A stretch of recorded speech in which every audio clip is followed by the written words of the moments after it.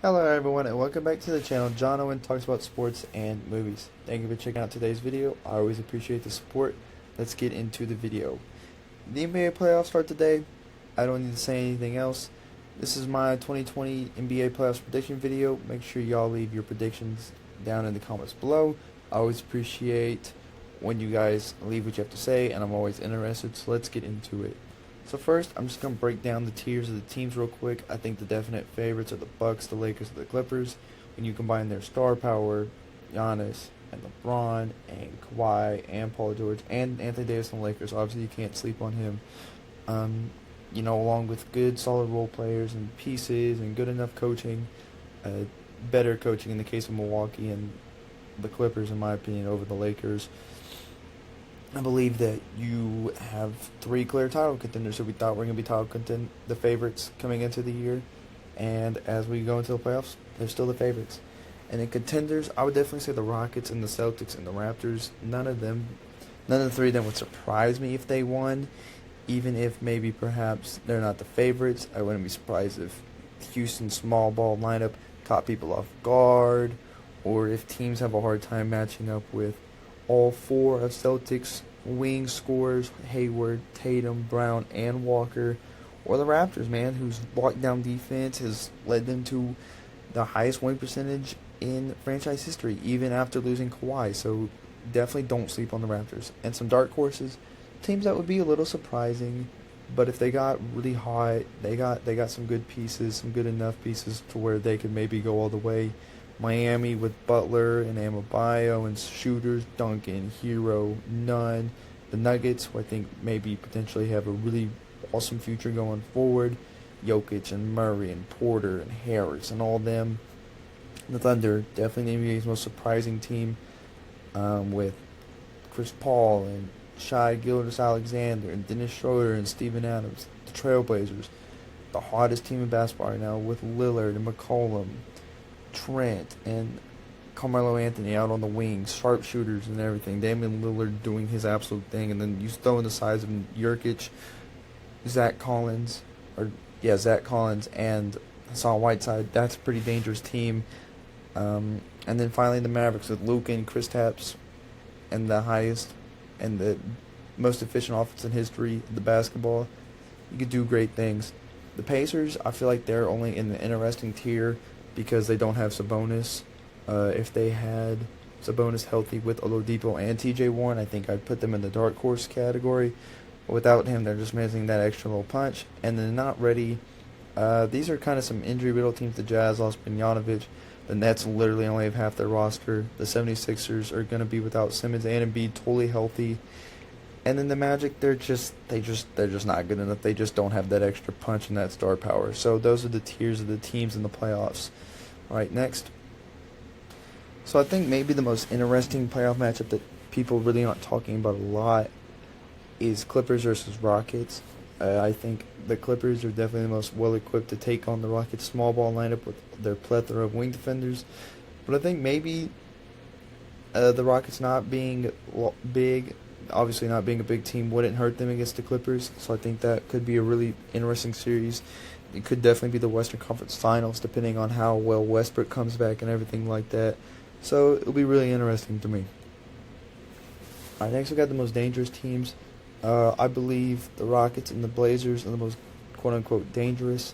That not the best, but definitely some teams that maybe aren't favorites, but definitely get hot. I think the Rockets, with their small ball lineup, they're going to be really hard to prepare for.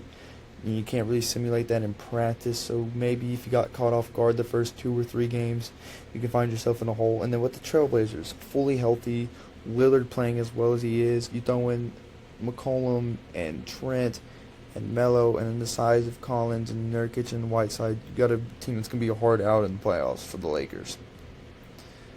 All right, the teams that got the most to gain, basically anybody with a young core, so Dallas and Boston and Miami and Denver. Everything this year is just the cherry on top. It's just gravy. It's just really nice playoff experience for all their young guys because they got a bright future. So there's really no pressure to win right now, to win a title right now. If you can go in there, win a few games, maybe even win a series, maybe win a 2, That would be an awesome season for the young guys. The most to lose, I think, for me are LeBron. Obviously, he's always under immense pressure every year. I don't really have to explain that any farther. And then Giannis.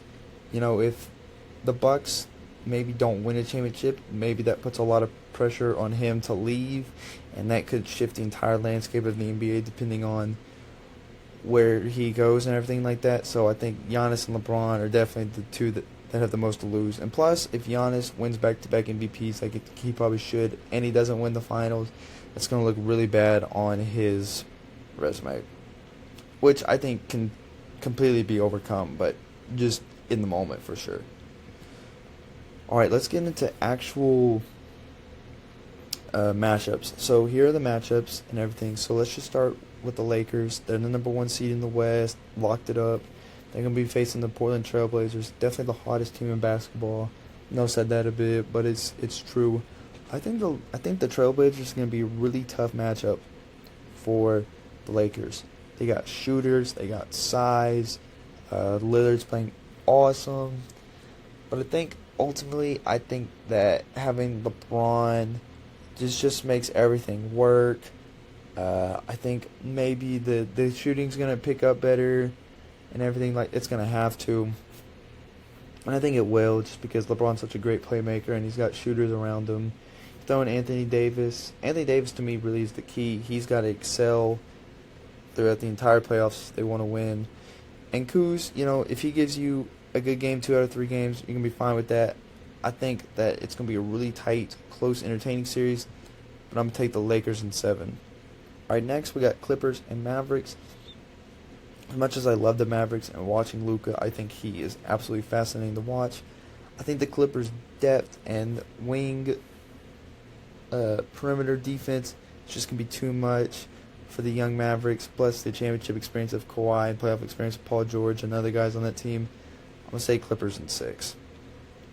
All right, next we got Denver and Utah. I really feel like this would be a super interesting matchup if Bogdanovic for the Jazz wasn't injured, but without a 20-point per game score. I really see the Nuggets just throwing too many options at them. The Jazz get kind of stagnant on defense, or on offense rather. And so while I think Donovan Mitchell and Rudy Gobert are a good pairing, I think that the Nuggets, just Jokic, his playmaking, and Mason Plumlee, and you throw in Murray and Michael Porter Jr., who's been playing absolutely outstanding, I think they're going to get the bid in probably 5 or 6 games. And then Houston and Oklahoma City Thunder, a really, really interesting matchup as well. Chris Paul has a chance to taint the legacy of Westbrook and Harden. Maybe this thing won't work. Maybe the small ball won't work. I think it would be really interesting. Chris Paul with a bunch of young guys in the playoffs, I think he could provide a lot of leadership. But I think I'm going to give the edge to the Rockets just because I feel like Harden and Westbrook, I really feel like the small ball thing is going to work. But it really also depends on when Westbrook is going to come back. If he misses the whole series, I'd probably go with the Thunder. But if he's just going to miss 2 or 3 games, I'm going to say the Rockets in 7. All right, so next to our second round of the playoffs. All right, Lakers-Rockets. I think that this is going to be a really interesting matchup. Very tantalizing indeed. I could definitely see the Rockets, really pushing the Lakers. This is definitely going to be a 6 or 7 game series. If Russell Westbrook is back, then definitely 6 or 7. If not, probably closer to 5. But I think that just the Lakers' size is just going to be a lot for the Rockets to handle, and they really don't have just a super lockdown wing defender. I mean, they got Covington and PJ Tucker, and they're really good on defense and House. But I just really don't feel like they have anyone to match up with LeBron and the Lakers' size, so I'm going to go the Lakers in a very tight series. Clippers-Nuggets, I really don't think this series is going to be really close. I think the Clippers are just a lot better. They got Kawhi. The Nuggets really don't have any stoppers for Kawhi, Lou Will, or Paul George, so I'm going to say the Clippers in 5. So definitely the battles of the Titans in the NBA. To me, probably the best 2 teams in the league. I think this one could really, really honestly go either way. The Lakers have an obvious size advantage. The Clippers have an awesome depth advantage. I think this series is where Anthony Davis is going to be the most vital because while the Clippers have a lot of people to throw at LeBron, they don't have anybody that can guard Anthony Davis. As much as Montrezl Harrell is important to that team, he nor anybody else can really guard Anthony Davis. So if Anthony Davis can be a monster this series, then I could see that being the final push to overcoming the Clippers defense and everything like that. And he's been playing really well in the bubble, so I think that, maybe if Anthony Davis can start good early, LeBron can finish it late. The Clippers are definitely going to get a few games in, but I think their tie-up suit falls just one series short, and I'm going to pick the Lakers in 7. A very, very tight, close series. That's definitely going to be the closest series of any playoff series in my prediction. All right, now out east, let's just hop right into it. The Bucks sweep over the Magic. They're just absolutely superior in every way possible. Raptors, Nets, I think I'm going to go Raptors in 5, maybe even 4, but I'm going to give the Nets the benefit of the doubt just because the Nets are so injury-riddled and the Raptors are playing good basketball. They play lockdown defense. I'm going to say Raptors in 5. Celtics, Sixers, I feel like if Simmons and Embiid were both healthy, this series would be really interesting, and it could be a really awesome, epic series. But just because they're both not injured, they really can't take advantage of the Celtics' lack of size and everything like that. So I'm going to go Boston in 5. And then Miami, Indiana, I think definitely this is going to be the closest series out east in this first round. The Jimmy Butler, TJ Warren rivalry is awesome. But I'm going to give the edge to the Heat just because they got Bam Adebayo and Jimmy Butler, two guys that can really score. You throw in Duncan Robinson, Tyler Hero, and Kendrick Nunn, just some pure sharpshooters. If the Pacers had Domantas Sabonis, I think maybe they would get the edge, but without him, they're just without that extra punch they need. All right, Milwaukee and Miami. As much as I love Miami and think they are so interesting to watch and so fun, I'm going to have to go the Bucks and probably 6. Miami just does not have the type of size to match up with Milwaukee and stuff like that.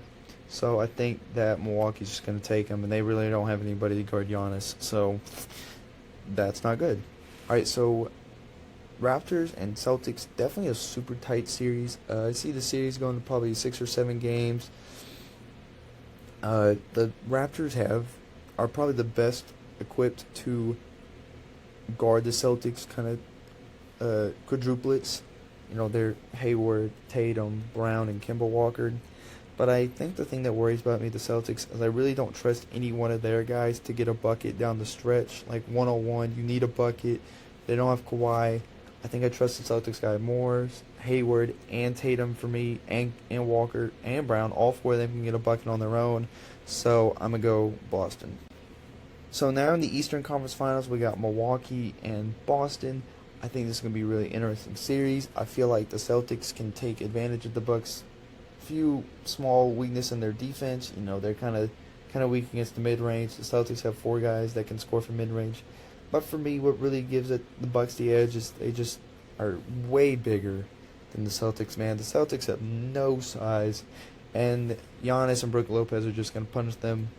Bucks in 6. Or 7. I'd probably go 7. So now for the finals, we got the Lakers and the Bucks, and I think for me, what comes down to this is that the Bucks play really excellent defense. The Lakers play excellent defense, so these games are probably going to be low scoring. The Bucks have size, the Lakers have size, so that kind of neutralizes out. I think this is going to be a 7-game series for sure. It's going to be super close, but I think what ultimately gives the edge to the champion is number 23 himself, LeBron. The Bucks really don't have anybody to stop him. Yeah, they can pack the paint, but if you do that, they got shooters, and LeBron's just a pick-and-roll maestro. So I think this year, LeBron and the Lakers, LeBron's going to be hosting his 4th championship and his 4th finals MVP, but we shall see. So thank you for checking out today's video. Always appreciate the view. Make sure you like, comment, and subscribe to the channel so you never miss out on any of the fun. Have a great day.